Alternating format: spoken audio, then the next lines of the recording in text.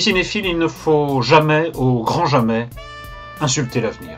Je croyais bien tenir le nanar du mois avec l'inénarrable, ou plutôt l'inénarrable Hitchcock de Sacha Gervasi. Et voilà que déboule sur nos écrans Passion de Brian De Palma, un réalisateur qui, ironie du sort, n'a d'ailleurs eu de cesse de se réclamer du grand Alfred, le maître britannique du suspense. Tout comme tu le vois, je me réclame pour ma part du grand Dominique Rocheteau, le maître stéphanois du dribble. Hélas, dans les deux cas, il s'avère qu'il ne suffit pas de réclamer pour obtenir satisfaction.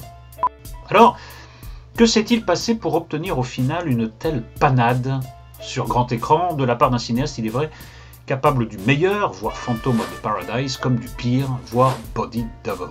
Selon moi, amis cinéphiles, Brian avait commencé à tourner un clip pour L'Oréal avec une blonde, Rachel McAdams, une brune, Noomi Rapace, et une rousse, Caroline Erfurt, parce qu'entre nous elles le valent bien, quand il a eu l'idée de le transformer en film tout en conservant l'élément de base. Passion se voudrait en effet une histoire de rivalité féminine sur fond de campagne publicitaire pour un nouveau smartphone. Puis il s'est fixé 3 objectifs majeurs. Premièrement, choquer Christine Boutin, c'est ainsi qu'on voit à un moment 2 femmes s'embrasser sur la bouche. Parole d'honneur. Deuxièmement, donner un aspect complètement déjanté aux scènes à caractère érotique. C'est ainsi qu'à un moment, on voit un homme porter un masque.